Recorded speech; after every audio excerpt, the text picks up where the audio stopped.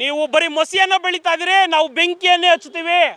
ಇದು ನೇರ ಎಚ್ಚರಿಕೆ. ದಯಮಾಡಿ ನಮ್ಮ ಮೇಲೆ ನಿಮ್ಮ ಮೇಲೆ ಗೌರವ ಇದೆ. ನಾವು ಮರಾಠಿಗರು ಅಣ್ಣ ತಮ್ಮದರಂಗೆ ಸೌಂದರ್ಯತೆ ಬಾಳಬೇಕು ಅನ್ನೋ ವಿಶ್ವಾಸ, ಪ್ರೀತಿ ವಿಶ್ವಾಸ ನಮ್ಮಲ್ಲಿದೆ. ಆದರೆ ನಮ್ಮ ಪ್ರೀತಿಯನ್ನು, ನಮ್ಮ ಸಹಬಾಳ್ಮೆಯನ್ನು ನಮ್ಮ ದೌರ್ಬಲ್ಯ ಅಂತ ಅಂತ ಅಂತ ಅಂತ ಅಂದ್ಕೊಂಡ್ರೆ ನಿಮ್ಮ ಏಡಿತನ.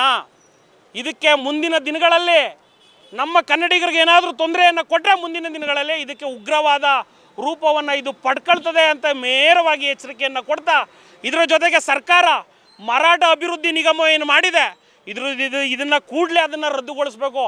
ನಮ್ಮ ತೆರಿಗೆ ಹಣದಲ್ಲಿ ನೀವು ಮರಾಠಿಗರಿಗೆ ಅಭಿವೃದ್ಧಿ ನಿಗಮ ಮಾಡಲಿಕ್ಕೆ ಕೊಡ್ತಿರೋದು ಇವರು ಇದೇ ಕೆಲಸ ಮಾಡೋದು, ಬೆಂಕಿ ಹಚ್ಚೋ ಕೆಲಸವನ್ನು ಮಾಡ್ತಾಯಿದ್ದಾರೆ. ಅವ್ರಿಗೆ ಯಾಕ್ರಿ ಸ್ವಾಮಿ ನೀವು ನಿಗಮ ಮಾಡಲಿಕ್ಕೆ ಕೊಟ್ಟು ಅವ್ರಿಗೆ ಯಾಕೆ ಅನುಕೂಲಗಳನ್ನು ಮಾಡಿಕೊಡ್ತೀರಿ? ದಯಮಾಡಿ ಮರಾಠ ನಿಗಮವನ್ನು ಕ್ಯಾನ್ಸಲ್ ಮಾಡಬೇಕು.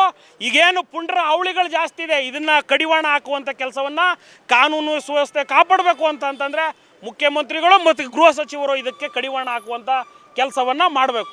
ಇಲ್ಲ ಅಂತಂದರೆ ಇದರ ಉಗ್ರ ರೂಪವನ್ನು ಕನ್ನಡಾಂಬೆ ರಕ್ಷಣಾ ವೇದಿಕೆ ಮತ್ತು ಕನ್ನಡ ಪರ ಸಂಘಟನೆಗಳು ಸೇರಿ ಒಂದು ಎಚ್ಚರಿಕೆ ಕೊಡುವ ಸಂದೇಶವನ್ನು ನಾವು ಮಾಡ್ತೇವೆ.